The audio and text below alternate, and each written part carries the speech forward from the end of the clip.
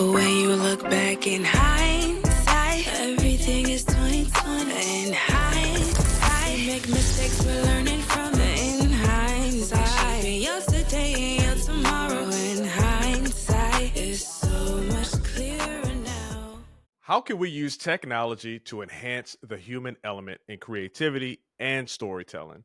Today's guest, Mona Bavar, is revolutionizing the way businesses and creatives engage with AI. Mona is the founder of Blue Apples AI, where she blends innovation with authenticity, helping entrepreneurs harness AI to push boundaries while staying true to their creative voice. And through Delish, you're going to tell me about that one. She's redefining, and I'll let me spell it out: DLISH. I just make delish because it sounds delicious. She's redefining luxury gifting by crafting multi-sensory experiences that foster deeper connections. Good morning, Mona. Is it morning? Where are you calling in from? Well, for me, it's not, but for you, I know it is. I'm calling from Italy, Milan. Yeah, Ah, I'm here for work, so the timing worked out great for me. oh, beautiful, beautiful. How is Milan?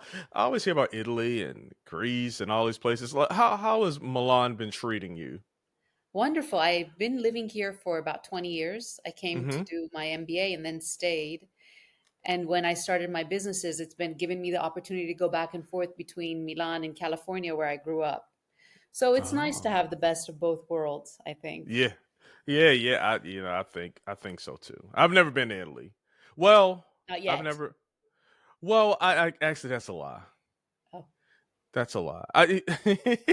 It's a dumb story, but I was in the military and we were going to Bosnia on a mission. We went to the wrong place, and we took a whole lot of flights to get to Bosnia, but we landed in Italy. And I was like, "Oh shoot, I'm in Italy," and we were there for like 45 minutes. well, that's great. Where in Italy were you there? 45 minutes. I don't know. It wasn't even worth researching, you know, because I was so happy. I was like, "Oh, I've never been to Italy," so I can't really technically say it, but honestly, I've never been to Italy. So Hopefully, you'll get to visit soon. I want to. I hear so many good things about just the whole area. So, and then the wife, she's always, I want to go to Italy. I want to go to Greece. I want to go to la la la. So we're gonna have to make some time to get out there. But Exactly. anywho, yeah. So what part of California were you in? Did you grow up Los in? Angeles. Ah, so that's right up the street. Yeah. Okay. And where are you calling it from? Well, I'm in the Inland Empire. Ah, okay. So yeah, it's Yeah. right there. Yeah. So not too far away. No. If you take all the traffic out of the equation, it's not And that it's far gotten away. so much worse. Oh, oh, What it's it's the fires because they closed down PCH and now it's a nightmare. Absolute yeah, nightmare. yeah. So okay, all right, let's get going. Mona, this is Hindsight the podcast, right? So I want to ask you a whole lot of questions about AI and the future of all that. But before we do that, let's go back just a little bit and learn a little, not a little bit. Let's learn some important things that happened to you along the way that kind of shaped your journey and put you in the place that you are now. So I know that's a big question because we're taking a life and trying to just figure out, all right, this is where I pivoted and now I'm here, right? So, but if you can think of just something, growing up, a lesson you heard from your mom or grandparent or an experience that happened in school, something that really started you on this journey. That's actually a great question. And I think it goes all the way back to having your brand story and where that comes from. And after a lot of work and self reflection, you come up with it. And for me, we were immigrants, forced immigrants Mm. from Iran to the United States in 1979. And that's when the revolution happened. So we had to leave like many other Iranians. And at that time, unfortunately, the political climate was in a way that it wasn't very welcoming to Iranians. And my parents created this safe haven around the table where my mother kept us rooted through food and the cultural Mm. side, and my father kept us grounded and gave us perspective from the stories that he would share with us about life in Iran and why things are the way they are, because he's like most Iranian men very much into the politics and the geopolitical situation. So we had this place where all the bullying that was happening outside, and we would come home and all the senses would be stimulated. We could gather around this table and share and be Yeah. completely vulnerable, cry, laugh, get angry. All the emotions could come out without any kind of judgment or filter. And I think subconsciously, I brought that into my world when I moved away and when I went to university, or today when people gather around me. I did an MBA in Italy, and it was an international program. So people came from all over the world. And on my home and my table, Mm. without me knowing it, became the place where everyone would come and we would share our commonalities around food. So this all brought me to the where I am today. And I, before my MBA, I was in finance, Mhm. and I decided to change my life, and life brought me to this. In Italy was also a place where it's very culturally familiar to Iran, so it brought me to this place where I could share uh, the cultural side, the historical Yeah. side, the beauty of it through food and through the aesthetic. And one thing led to another, and I started Delish, which is a gifting company around food, art, and design. And that's when my story really manifested, because I understood why I was always in love with the table, why I love to eat, why I love to gather, why I be with people, because it's Mhm. that table that we become vulnerable. We share around our commonalities rather than our differences. Actually, our differences become this beautiful side of us that we let allow other people to know. And so that's what has shaped me and brought me to where I am today. Yeah. I was just talking the other day, and I feel I have empathy for children, especially here in the United States, where there's the bullying that happens in school, and then there's not. And I'm not going to get into this topic, but and then there's not the healthy, nurturing environment at home either. So they really have no place of calm or peace or a release. Right? It's just a constant onslaught and how they have to, navigate that. And I hear your story, and I'm listening, and I'm visualizing little baby or little girl Mona sitting around a table with her family and the foods and all that, and having these wonderful conversations. Not always wonderful, right? But having that space where you can have that conversation and, like you said, cry or laugh around the food, and that's an amazing story. Now we're going to jump forward because now here we are. We have Mona, right? And you've dedicated your career to bridging technology and creativity. So you tell me where you are now, but can you walk us through like how you saw AI as an ally rather than a replacement for creativity? Like what made you grasp onto AI? Like what did that look like? Because you're a creative, right? And yeah. Well, I really never knew that I was a creative until Okay. AI came Okay. into my life, Okay. Okay. because I had finance background, and it was Yeah. always about this fitting into this box where everything had to make sense. And my generation, Oh, yeah. So boom. Thank you. Finance, and then you found AI. Let's talk about that really quick. And then I think I jumped too far ahead. Let's talk about what made you pivot from the finance background to the AI, if that's okay. yeah, of course. So it wasn't that I pivoted from finance directly to AI. I pivoted from finance to entrepreneurship for working in a Yeah. corporate world. And Mm-hmm. that's, I think, where you're not aware of it, but your creativity is already coming out. Mm-hmm. So it happened just because it happened. And after getting an MBA, I didn't want to go back to that corporate investment banking structure where the smell of the corridors would make me nauseous. So Mm. it was a shift in life, and Yeah. and you're not even aware of the fact that right there you're planting the seed of creativity.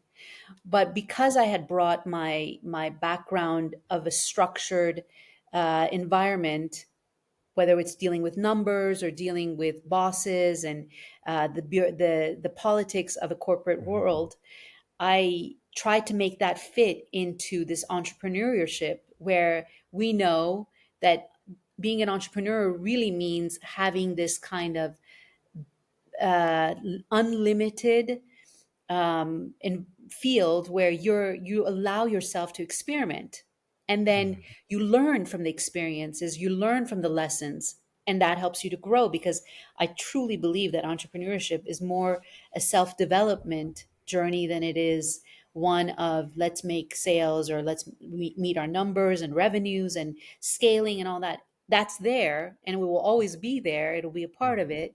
But there is that, let's say, that soft side, which is the creative side.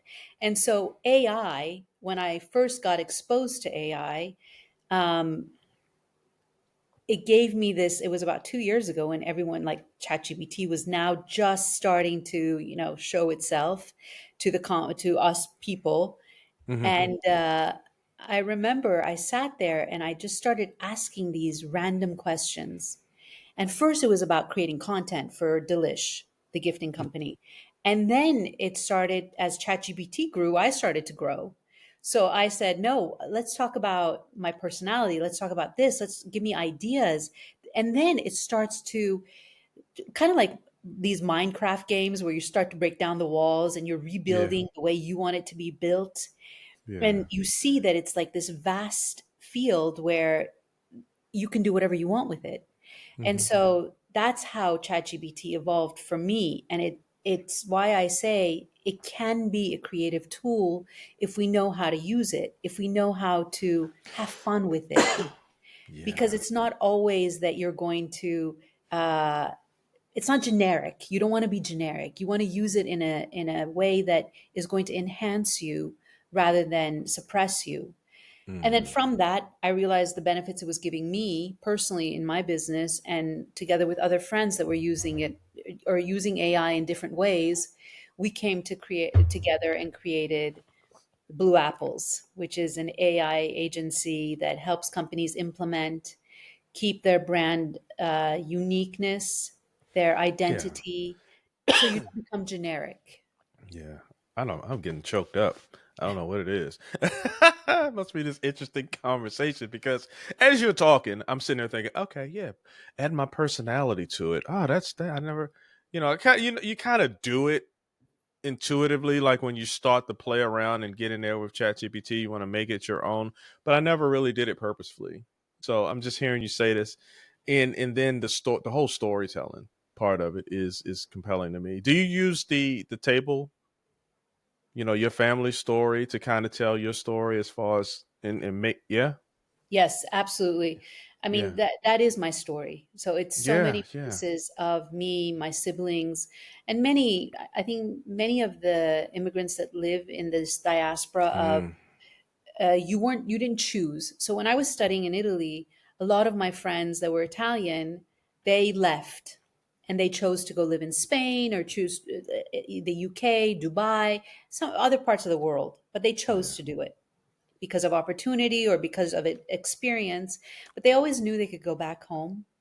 And at any time they want, they can come to Italy, and Italy is home for them. mm, But it's another thing when you are forced to leave your country, as we see mm, today happening, yeah and you don't have a place where you really, really say is home. And I think having something that becomes quote unquote a home, which is the table in my case, mm, um, is really special because then you say my roots don't necessarily have to be in one location. So Iran is my country, but it doesn't necessarily mean that my roots are there. My yeah roots are wherever I am, and in my case, it happens to be around the table. So with Delish, the table has become, we do experiences around the senses, and so a piece of my experience around the table is wow always presented. So hmm even with Blue Apples, we're an agency that when clients come to us, we sit around a table and we go deep in yeah order to understand your story so that you can then communicate it effectively. So you're not a part of the 4 to 6 billion content that's out there that all start the sentence the same way and use these LLM vocabulary like enhance or embrace, or let's weave the Mm, tapestry of our, and so on and so forth. So I right. think that's where our core Hmm. competitive advantages, and it's where we can help, and where we do help both our own businesses as well as other companies or clients that come to us and want to not get lost in the generic world of AI, which is exactly Mm. what's happening. How long did it take you to find your? Okay, so you did finance. I never asked how long you did finance, and then you found AI. You try to weave, use the LLM, those things, that structure and and the bosses into who you are now. How long did it take you to find your story, or was it always with you? Like, did you just know, like, this is the story that I want to tell? The moments around the table, the family, the food. Did it take you some time to know your story? Because I asked that because I don't, like, I look at my life and I try to think, well, what is my story? What do I tell? I was in the military. Okay, that's cool. I'm from Baltimore. Yeah, yeah, city life, right? It's interesting, but I don't really know. Like, where do you start at? One, how did you find your story? When did you find your story? Was it always with you? And then two, how do you go about, if you didn't? How do you go about finding your story and telling your story? So, to answer them one by one, I think all Hmm. of us have our story within us, Hmm. and it's always taking shape. It's the day that when we decide, so I'm 53. Hmm. My story didn't come out until I was 50. Hmm. And I had started my business, my company Delish, 10 years before that. So it's this process that then one day you have this, after a lot of self-work, a lot of self-reflection, a lot of trial and error, and you grow, right? And Hmm. so Hmm. one day you say, and I had a business coach and she said, you have a story. And I said, yeah, my story is I like to eat, I like to drink, I like to talk to people around the table, and I love beautiful aesthetics around table setting. And so, yeah, that's the story. That's why I curate these gifts and I give it to everyone, because everybody Hmm. needs a gift. And the beauty of a business coach or anyone that's guiding you is they bring you to uh, a narrow pathway where you have to Mm, focus. And yeah. so asking the questions, going deep, understanding why, there's always a reason. And so, yes, you were in the military. Yes, you lived in Baltimore and now you live in California, and this happened and that happened. But there's always a reason. Like, why did you start this podcast? Why the name Hindsight? Why did you join the military? Why? So the whys and the whys and the whys and the whys, and you go one question after another. Yeah. And then all of a sudden you have this aha moment that you say, oh my God, this is why. And Yeah. then you understand it, and then it's almost like this euphoric state where you are, the curtains are pulled and the light comes in, you're like, this is it.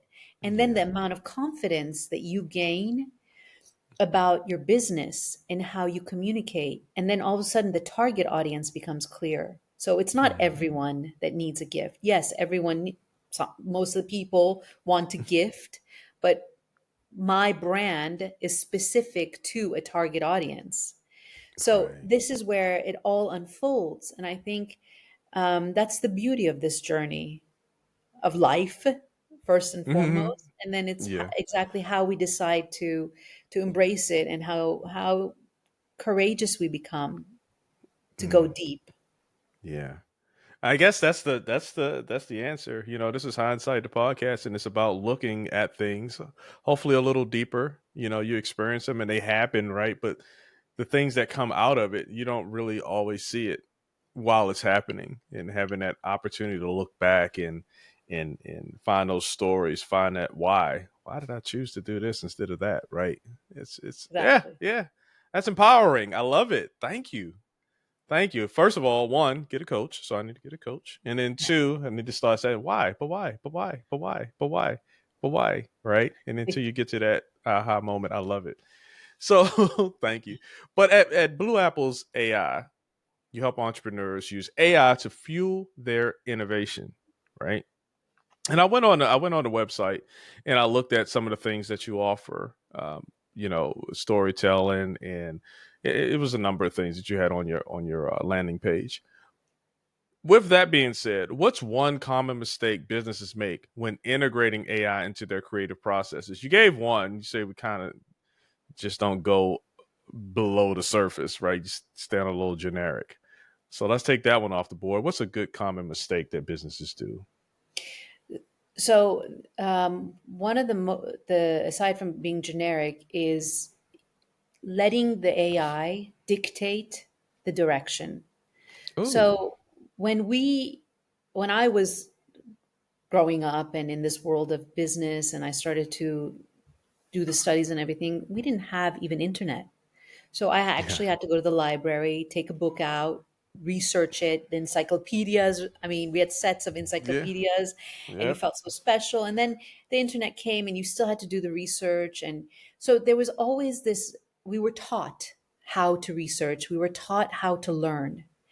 And today, the other thing is we were forced to be patient.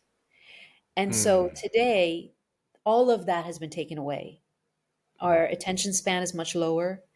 So we don't really have to do research because you just sit down and before even Google, you had to do some research. But yeah. today with ChatGPT, you just type it in and it gives you all this information.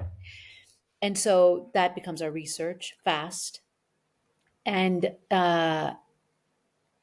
we forget that we are the ones that are deciding. So if I'm a business and I'm just starting out and I say, okay, I have this uh, I don't know, energy drink that Hmm. I just manufactured and I want to sell it and this and that and ChatGPT helped me and I have a business plan and I have my marketing plan and this is what I'm going to do. So I know that I have to write blogs. I know that I have to do email flows. I have to do this. I have to do that. I sit down and I tell ChatGPT and ChatGPT puts it out for me, keeping in mind I don't know my brand voice really because I haven't done the Mm, work. I haven't done the work to know what my tone is. I don't know what my target audience is. So I do the work, I copy and I paste. So essentially chat GPT or any LLM is dictating to me what to do. So I mm, become the tool rather than chat GPT being my tool. yeah, And it's my tool because I know it. I know what my brand is. I know who I am and I know exactly what I want to say. It's just a way to help me uh, facilitate the process, yeah. help me get ideas, help me finish a sentence maybe in Hmm. the way I wanted to finish it. So I think that's, aside from sounding generic, I think that's another thing that I see today happening where most people come in and say, oh, you know what, ChatGPT will do it. And we've had Hmm. clients that have done that. You know what? I don't need to pay you this much because I can do it myself. Sure, go ahead and do it. But don't Hmm. forget, there is still that human element that if you don't associate to the work that's being done, initially you might feel like you're ahead of the game and Yeah. success is around the corner.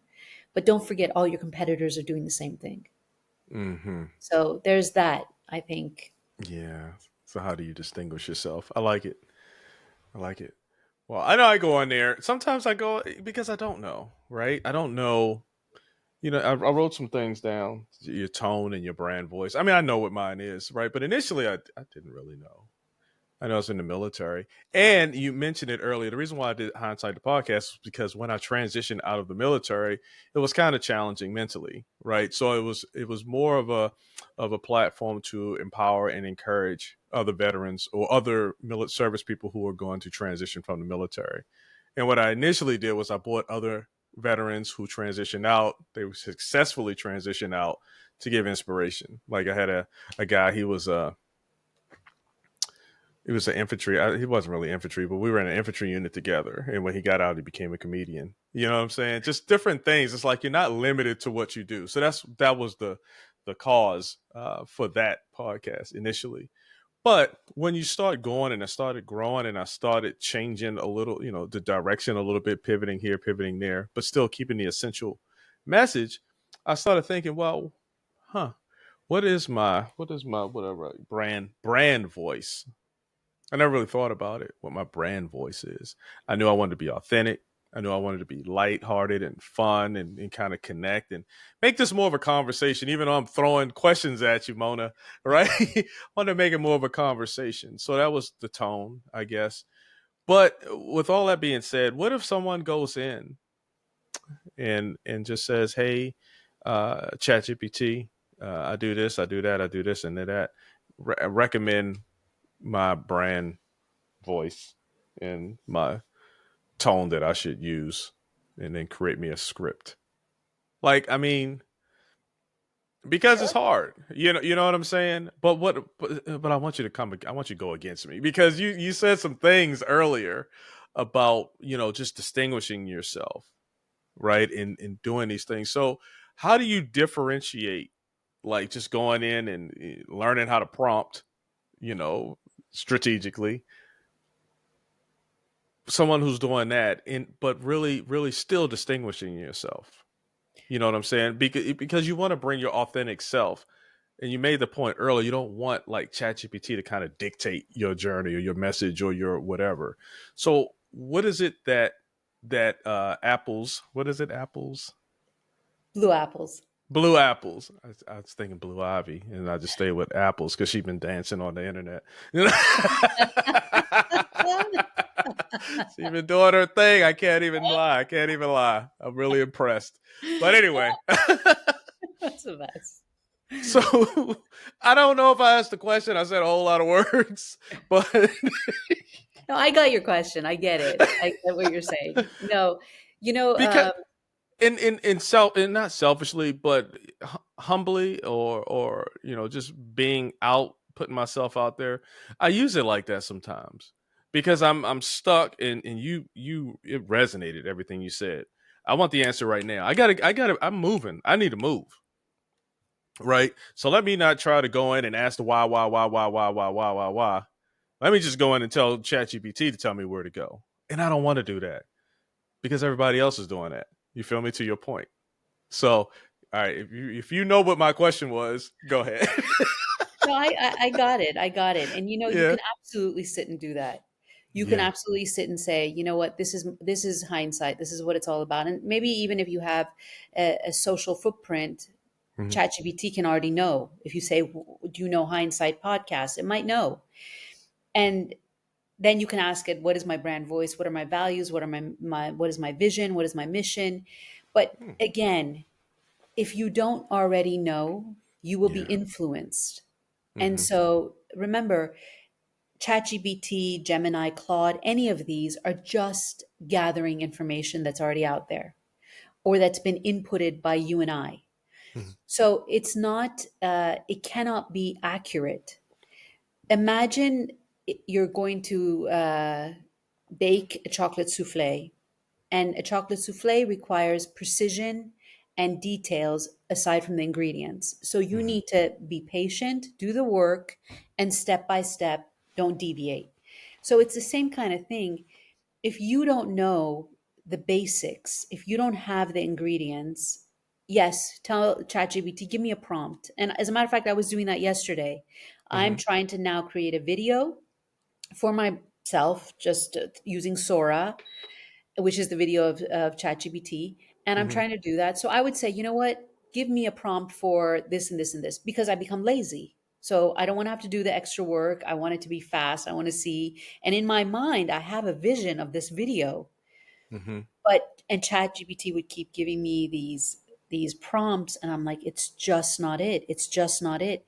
But because I know what I'm looking for, I know the vision, I Hmm. can go in and I can tweak the prompt to then get closer, even not exact, to get closer to what I Hmm. want, right?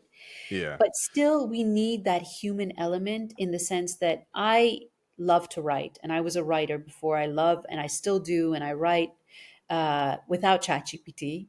So, as a writer, it's easy for me to write copy or to understand the copy that ChatGPT is giving, and if it resonates with my brand or any brand that's we're working with. The other people in the other co-founders of this, they're a graphic designer. So they know that if they use Midjourney or if they use any other platform for generating images, they can still fix it with Shopify or Mm. Photoshop, Yeah, yeah, yeah.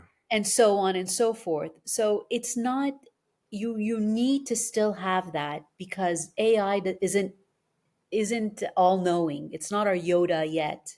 So Hmm. it may be in the near future. I don't know. All I know is that today you still need to have someone that is guiding you, that knows or helps you know exactly what it is that you're looking for without being influenced. Yeah, yeah. No, I get it. I get it. I get it. I just want to see what you said. Because I go in, you go in, right? And I was trying to design a web page, right? Because a web page that's out there is not for my business, for something else. But it's kind of bland. It looked kind of crappy, and I had an idea of what I wanted to look like. So I put in a prompt, and I said, "Hey, Chat GPT, what questions do you have before you get started?" I ask you these other the why, questions. So there is a technique to it, and the key, the point that we want to make, Mona and myself, is do not stop at the first damn answer that comes out of Chat GPT. Because that's not you, right? Exactly. You gotta make it work for you. All right, thank you. So you've built Delish with the idea that gifts should tell stories.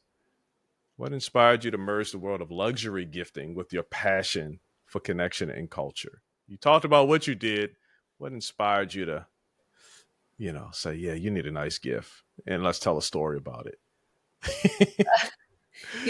That also unfolded Hmm. uh, on a subconscious level, That's a because it great was, idea, by the way. Yeah. yeah.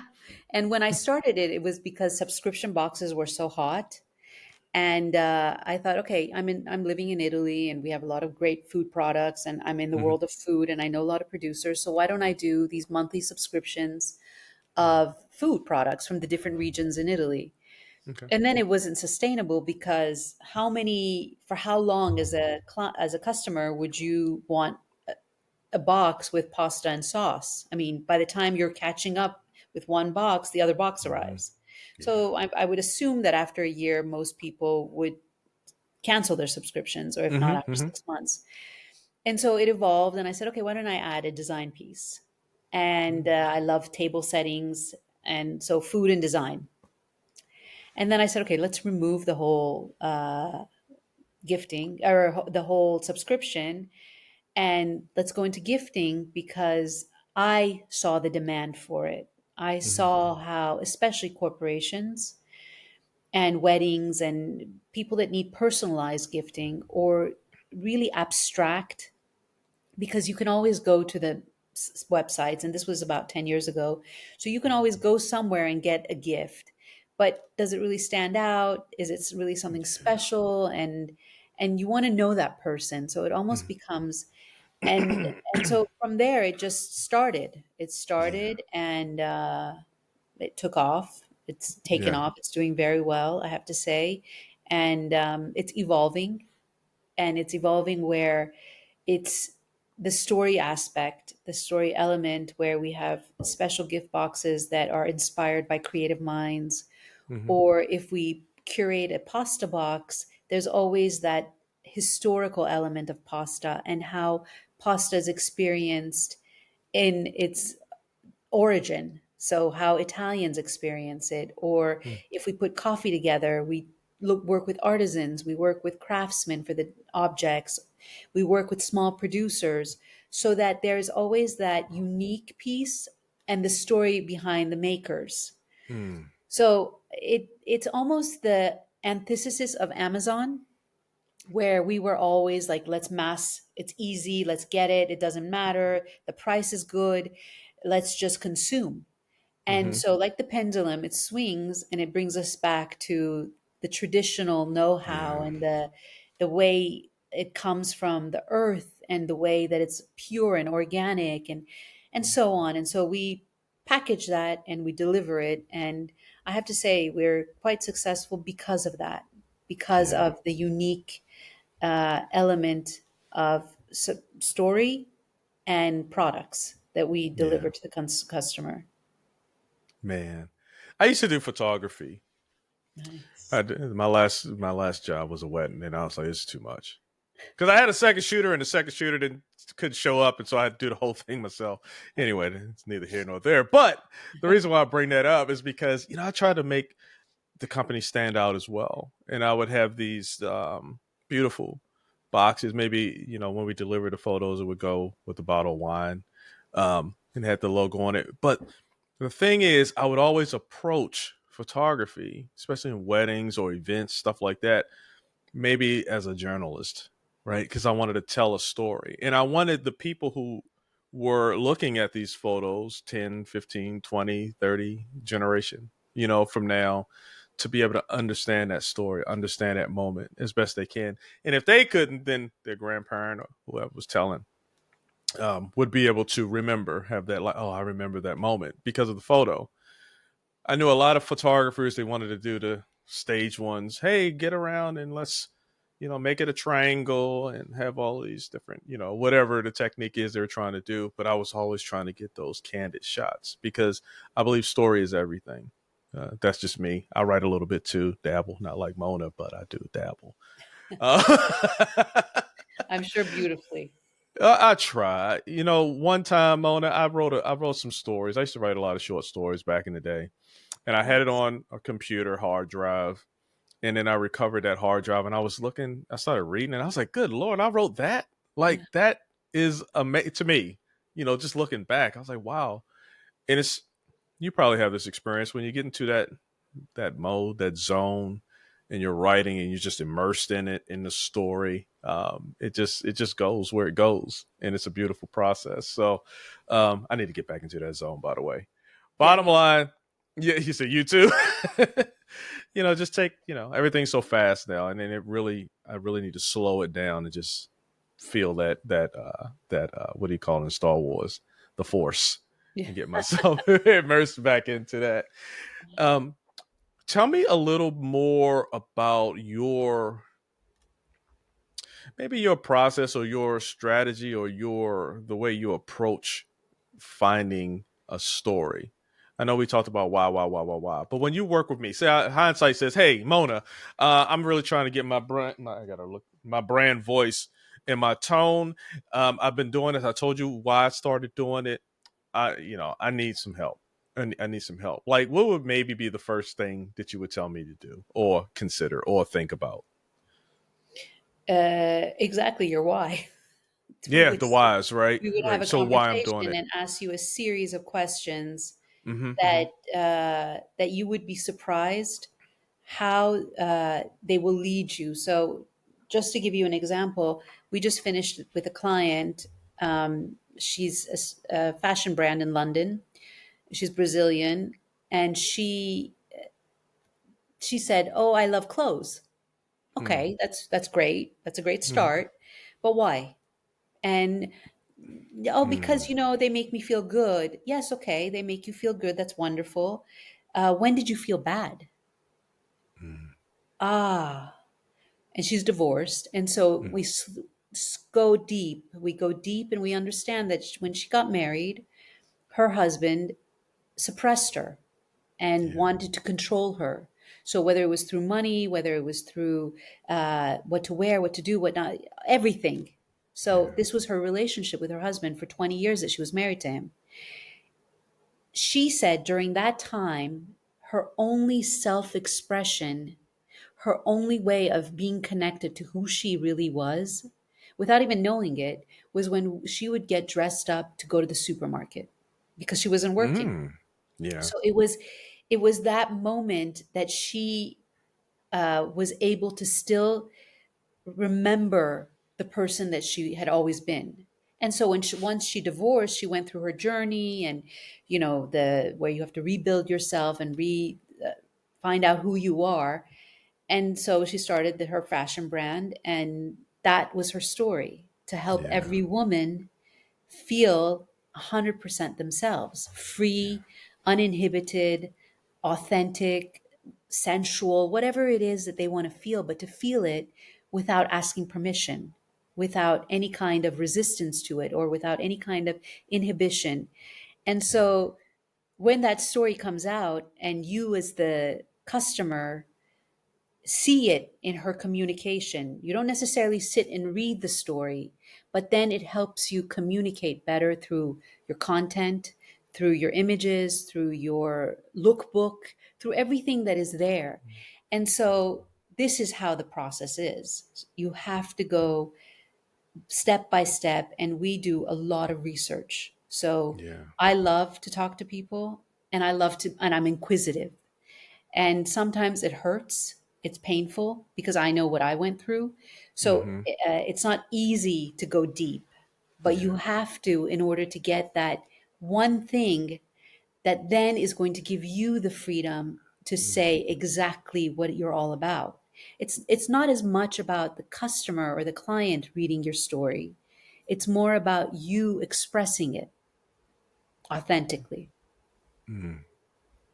Mm. I love that. You see that pause you did? I like that. No, Ex- I'm so unaware. expressing it authentically. Yeah. I love it, man. The emphasis on that because that's important. You know what I Yeah. mean? That's important. You can talk about things. Yeah, well, I was just dressed up going to the grocery store, and you know what I mean. But when you start telling it authentically, when you start digging deep and getting to the emotions of why you chose to do a certain thing or feel a certain way when things happen, when you understand those things, oh, it's so empowering. Yeah, It's it is. it's It really really empowering. is. Yeah, yeah. I still need to figure out a lot of things, so because I don't know why. I don't. We're all still figuring it out. Yeah, I think that's the case. It's But that's the everyone's. beauty of it, no? That is the beauty. That is the beauty of it, man. We're all on the same journey, and if for all of you out there who think you know everything, you don't, unless you do, Exactly. and then you're on another level of, of I this think that we those are don't the know people about. to steer clear of, are the ones that Yeah. think everything. It's Hey, dangerous. it's very dangerous, and Yeah. we'll leave it there.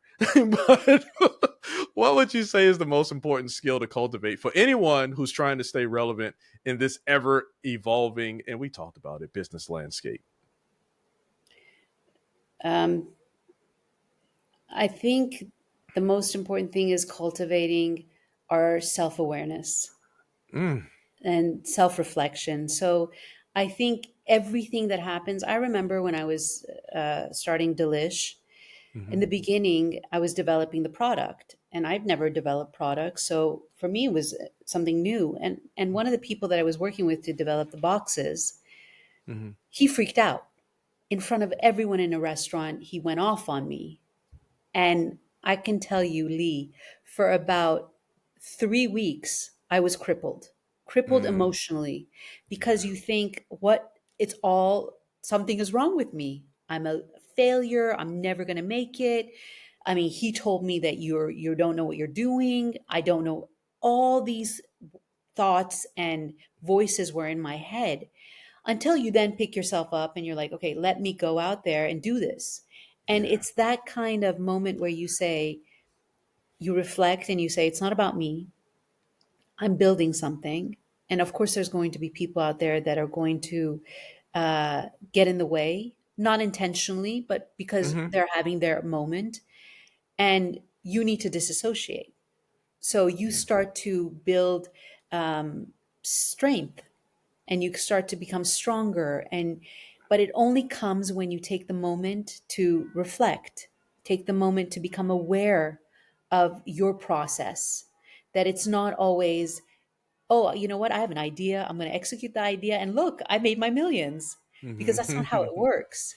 So yeah, it's a journey, and I do some mentoring, and I've taught at the universities, and I see these kids come in and they all have these dreams and these ambitions, and like, I have an idea and I'm going to do this and I'm going to do that. And yes, you absolutely can, but you know that the journey that's ahead of them is this journey of 1,000 miles, and it's one step at a time, as the famous saying goes. hmm So it's every moment that you're doing it, you step back and you say, okay, how was this? How did you end your day? We have this guide that we put out on Blue Apples, where hmm we take Jungian archetypes, the psychological Carl Jung and his archetypes, and hmm we curated these prompts and we put them together, and we worked really hard on this guide. And there are exercises that you do that after each day, for about 2 minutes, you reflect on X, Y, and Z. And Hmm.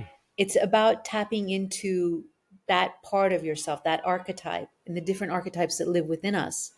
And so you understand that it's necessary for you to take a moment and to be aware of your surroundings, and then to reflect on the day's journey, or the meeting that you just got out of, or your discussion with your spouse, or the children, whatever it may be, Wow. because it's all connected. And so Mhm. I think that's what I would say. Wow. You said a lot of things in there. So, one, I'm writing a book. Oh, Oh, that's my yay. second one. The first one, I didn't. It was one of those things you talked about. Like, I didn't know what I was doing, right? So I'm on my second one, and this one is about knowing who you are, right? And I take some of my stories from basic training. It's just a moment in time, right? Where basic training, a lot of the exercises and things that we had to do, kind of broadened my mind about who I am. You know what I mean? And so it just goes through and shares some of those stories, but then it gives some of the lessons, and just having that understanding of who you are. But what's important is you don't do it once. And I love what you said, how you do it. You do it every day, because yesterday that's not you anymore. You are who you are right now. This is who you are right at this moment right now. And so Yeah. you have to keep investigating who you are continually, right? And that's the key. So anyway, you said a lot of things, and I was shaking my head. You know how they say you get false physical, and I was like, oh man, I hope I'm not shaking my head saying I'm disagreeing, because I'm like, man, I can't believe she is so in tune with what I'm actually doing right now. That was why I was shaking my It's head. beautiful. No, I didn't take it any Yeah, wrong. yeah. I'm so in my head all the time. But I learned a lot of that stuff in the military as well. People are going to yell at you and make you feel like crap, right? You got to be able to dust yourself off and keep moving. And the only way you do that is if you believe and understand who you are, not who they expect you to be or want you to be or labeled you as, but who you are. That's what's going to allow you to continue to move forward. So, anywho, what excites you Exactly. most? Okay, I'm sorry. No, I was just saying exactly. You're right. Yeah. What excites you most about the future of AI in storytelling? Because it's moving fast. The AI is, but what excites you? It is moving fast, but I think it will clean itself up. Mm-hmm, mm-hmm. So the thing that excites me the most about it is the possibilities, the Yeah, endless possibilities. It's like the way I see AI, and I'm not one of those people that embrace the internet or e-com or none of that. When I remember every time new things would come out, I would be like, "Oh, this is just a fad. It's going to go away. I'm not upgrading my phone. I'm not doing none of that." And I'm not a tech person, but yeah. AI for some reason resonated differently, and I think because it gave me the opportunity to tap into my creative side. Mm-hmm, So the exciting part about it is the endless possibilities that it has for good. So mm, it's not, I know that there's always this coin and it has its opposite sides, mm-hmm, but if we all decide to use it and consciously decide, so it's not about just saying, again, we take control of the wheel and we say, you know what, look at all that's happening right now in medicine and the advancements that AI is helping researchers attain, or the possibilities that we as entrepreneurs can achieve, or leaders, or coaches, or psychologists, or even parents with their children. So it's how we decide to use it. And because it's a new frontier, like back when they discovered gold and then they said, okay, you know what, go and claim your land and build your mm-hmm, house. And so it's kind of like that. So it's this vast space where you can put up your flag and then say, you know what, this is how I'm going to play with AI. This is how I saw the Minecraft movie with my nephew. And I mean, video games and all this stuff, I didn't, but it was done so beautifully because it mm, showed you that what you can build or create if you decide to do it. and how you decide to do it. And so it's entirely, you're the architect of your own world. So do that and do it in a way that's going to help others, because first and foremost, it's helping you. So that's how I see AI. And that's what I'm so optimistic about. So when there's upgrades or there's new things that have been added, and I'm not one of those that sits on the internet and then says, oh, there's a new platform, let me go use that, because I don't necessarily think that that's the case. I think we then get lost in all this choice. So I Yeah. stick to a couple that are helpful for me and that I use in the way, and you become experts at it, and then you start to get creative with it. And so Mm, you say, oh, let's work on AI agents. I mean, we're not there yeah. yet, but let's try to develop them. Let's do Yeah. this, let's do that, let's strategize, let's come up with new ideas. Let's And then you just have fun, completely have Yeah. fun. I like it. I like it. Yeah. I think I'm the same. I'm not as deep into it, just my feel, obviously. I use ChatGPT and I use some other ones, right? But there's so many out there. And if something resonates, it's like something that's lacking, then I may check it out.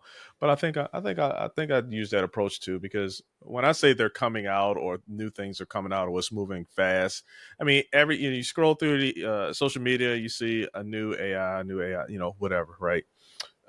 So mastering it is a good strategy. Get on one, especially one that's a leading, it's not like it's a chump one, Chat GPT. Master that, and then continue to master you. Understand who you are, tell your story, right? And then let those two work together. And I think that's kind of what you do in your practice, and help people like me and other businesses do that as well. So that's really admirable. I'm excited too, because every time I turn around, there is something amazing that's going on. I use Riverside right now, and some of the AI tools that Riverside uses, to record it, well, when I go through and edit, is really amazing. So I try to, yeah, well, you can go to this one or you can go to that one. I try to stay with Riverside. I learn with Riverside their full capabilities. If the beauty of it is, if they don't have what I need, you can just say, hey, you don't have what I need. They usually investigate, and then they try to put it in their platform if it makes sense for their business. So great advice, Mona. Great advice. All right. I talked a lot. I asked you a few questions. Is there anything that we didn't cover today that you'd like to share with the listeners? No, first and foremost, I want to thank you, Lee, for having me on and for the great conversation. You are excellent at asking questions and guiding Oh, the conversation to where it's important that things are discussed. So I thank you for that. And it was thank really you. a pleasure for me to be on. Thank you. So thank you, because I like to learn something new every day.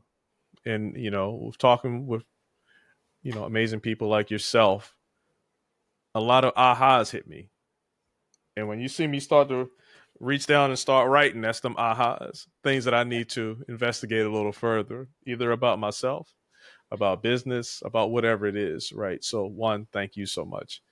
But how can, it's not a but, I don't know why I said but. How can the listeners connect with you and learn more about your work at Blue Apples AI and Delish? They can visit our website, Mm-hmm. delish.us, and learn more about our gifting and see the products that we have. And then blueapples.ai. And they're more than welcome to schedule a discovery call and learn more about how AI can help or their companies. And for me personally, on LinkedIn, Just your name, you're the only one? Mona Bavar. Yeah. I love it. I Yeah. love it. I put in Lee. I can't even find myself. I go on just some random, put Lee Jones, and it's like, it's just a common name.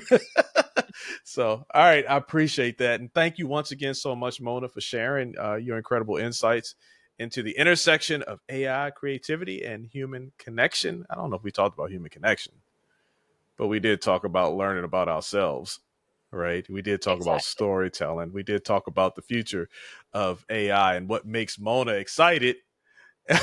And from your work at Blue Apples AI to your innovative approach to luxury gifting with Delish, I did not get a chance to look at delish.us, so I am going on there today, because I just want to see what you're doing with that. That sounds like such an amazing concept. And I know I used that type of thought processing when I was in the photography business because I wanted to present a gift that told a story. It was a luxury, it was felt and velvet and stuff like it was very beautiful, had our brand on it. But more importantly, it gave something that I thought was beautiful that the client would be able to share with their family and their friends. So I want to see what Delish is because I know you're going to blow that out out the goddamn water.